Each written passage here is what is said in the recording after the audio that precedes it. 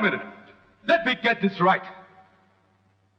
फर्नांडिस को पकड़वाने वाला वो करण है और फर्नांडिस को मरवाने वाला वो स्टूपिड इंस्पेक्टर बीके ले। बात करो। दोनों को मरवा देना चाहिए। और इन दोनों की एक ही कमजोरी है, The only female cab driver in town, Tara.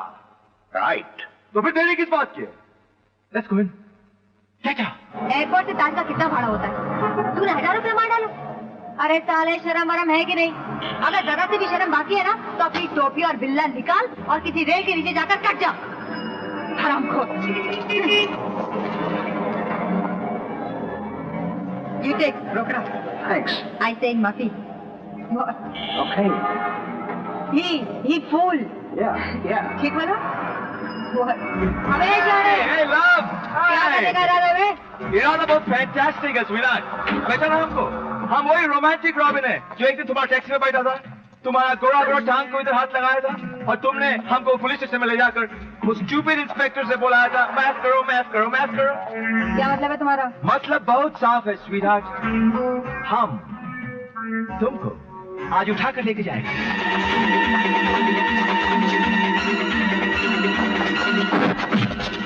मार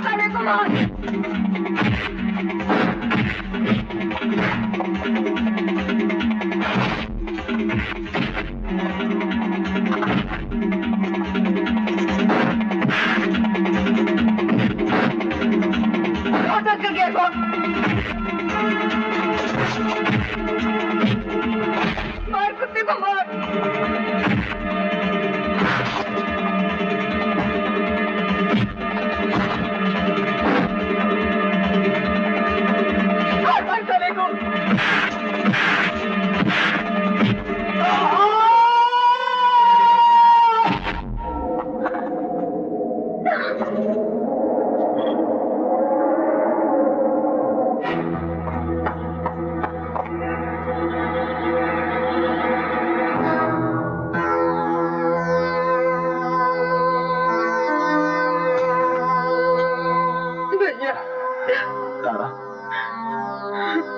तारा तो ठीक तो है ना?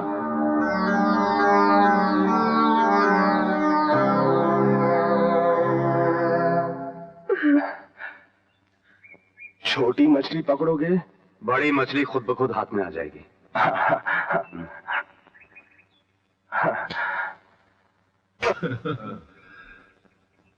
कितना बंडल दिख रहा है, मेरे को तो शक्ल भी पहचान में नहीं आ रही है। उल्लू का पट्टा अमेरिका गया था गुंडागर्दी की डिग्री पास करने के लिए, उसने फटी हुई डिग्री की तरह उठा के बाहर फेंक दिया। मेरा कितना पैसा नुकसान में गया, नालायक।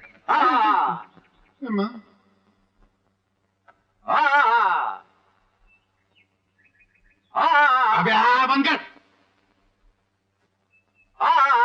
अभी तो लगाया भी नहीं, पहले से चिल्लाता है। डैडी क्या हुआ रॉबिन भैया को? है ना? अबे देखो बेटा, किसी ने तुम्हारे भाई को पुराने फर्नीचर की तरह तोड़ के रख दिया। किसने? एक इंसान जिसने एक जमाने में तेरे पिता की कमर तोड़ दी, धंधे की कमर तोड़ दी, मेरी जिंदगी की कमर तोड़ दी। हम उसकी कमर तोड़ देंगे। बेटा उसका नाम है करण। क्या हुआ?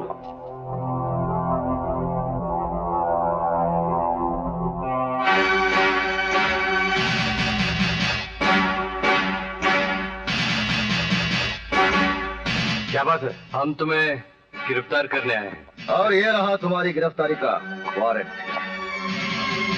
लेकिन मेरा जुर्म क्या है? जुर्म क्या है? ये तुम्हें पुलिस स्टेशन में पता चलेगा। चलो। ठहरिए, ये हाथ दूर कीजिए और मुंह से बात कीजिए। तुम हमें धमकी दे रहे हो? धमकी नहीं, समझा रहा हूं। मेरा जुर्म बता दो, मैं आपके साथ चलने के लिए तैयार हूं। हमारे पास वारंट है और जुर्म का कारण पुलिस स्टेशन में है, इसलिए तुम्हें हर हालत में हमारे साथ चलना होगा। और अगर मैं ना चलूं तो फिर जबरदस्ती करनी पड़ेगी, और अगर हम जबरदस्ती पर उतर आए तो शायद गोलियां भी चल सकती हैं। गोलियों की आंखें नहीं होती है ना, अंधी होती हैं बेचारी। मुजरिम के साथ साथ बेगुनाहों का भी सीना चीर कर निकल जाती है। हो सकता है तुम्हारी इस हरकत से बस्ती के बेगुनाह लोगों की जानें चली जाए और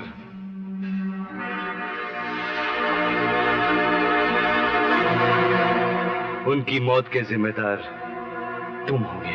इंस्पेक्टर, तुम इन्हें यहाँ से नहीं ले सकते। जबरदस्ती ले जाने की कोशिश करोगे तो ढेर सारी लाशों की दीवार खड़ी हो जाएगी। ठहरो, कोई आगे नहीं बढ़ेगा। मैंने कोई जुर्म नहीं किया है, इसलिए दुनिया का कोई भी कानून मुझे गिरफ्तार नहीं कर सकता। मैं बहुत जल्द वापस लौट आऊंगा। ठीक है, चलिए।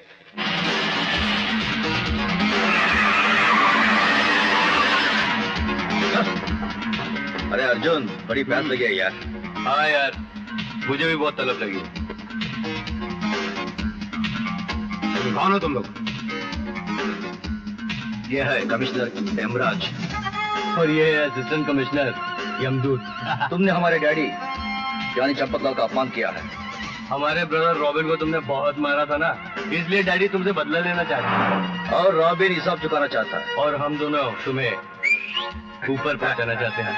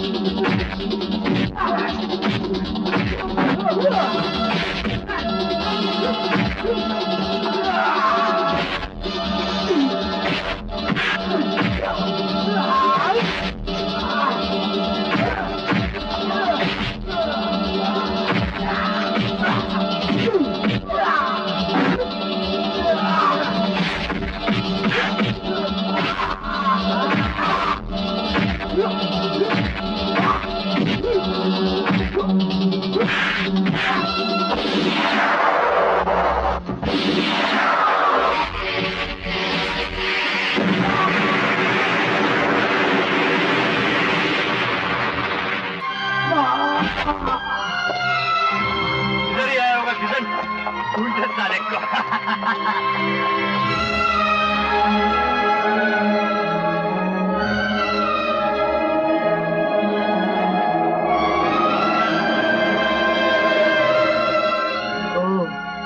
तो शिकार का पीछा करते करते तुम यहाँ भी आ पहुंचे। हमें हुक्म है, हम उसे साथ लेकर ही जाएंगे।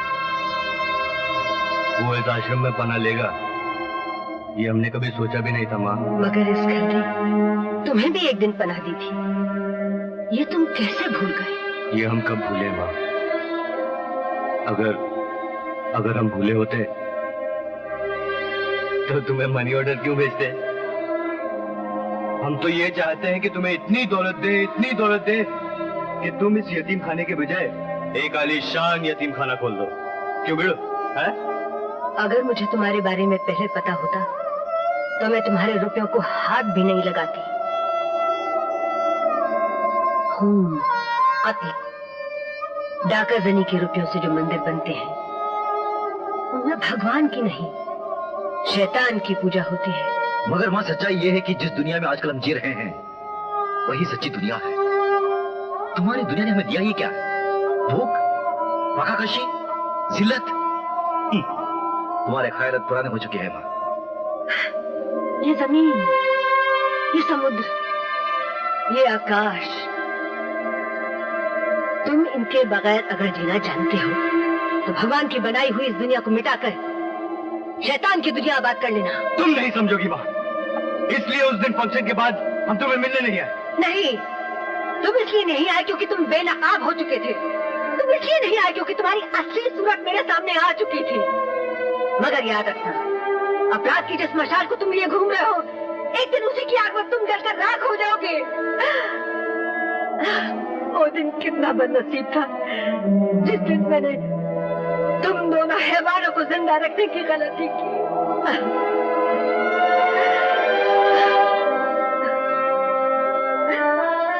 काश उस दिन मैंने तुम्हें भूख से पिलकने के लिए वही छोड़ दिया होता। माँ, और तुम्हें वही कचरे के डिब्बे में सोने के लिए छोड़ दिया होता। रुक जाओ, तुम्हें मेरे खून की कसम। हमें खून की कसम देकर रोकने की कोशिश मत करना। हमने बहुत खून बहते हुए देखा है। पेट के लिए बेटे को बाप का खून करते हुए देखा है। बाप के हाथों माँ का खून होते हुए देखा है। दौलत के हाथों गरीबों का खून होते हुए देखा है। और झूठ के हाथों सच का खून होते हुए देखा है।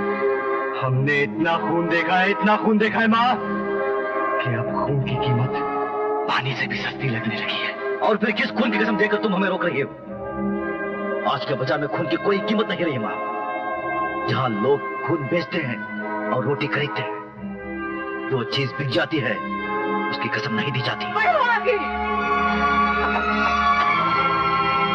अरे गोली मारो ऐसी बात को। वो औरत हमारे रास्ते में आएगी ना तो गोली मार डालेगा। अकेला खामोश, जबान को लगाम दे। नहीं तो हम तेरी जान ले लेंगे। वो हमारी माँ है माँ। अगर तूने माँ के खिलाफ कुछ बोला ना तो तेरे गले की नली काटकर गटर की नली में फेंक देंगे, समझाते? अरे नहीं बेटा, नहीं, ये तो बेवकूफ आदमी है। मार खाने के बाद इसकी अकल इसकी नाक के रास्ते बह गई है। तुम्हारी माँ को कुछ बोल सकता है? कुछ नहीं बोलेगा। इसकी मैं जिम्मेदारी लेता हूँ। कुछ नहीं बोलेगा तुम्हारी माँ के बारे में। समझा देना ऐसे। समझा देता हूँ। जो तुम आराम करो, जो आराम करो, जो।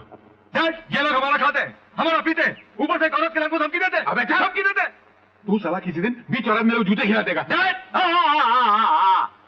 इस बर्फ में बदबू है, सिंक्स। ये बर्फ नहीं है, गोबर है।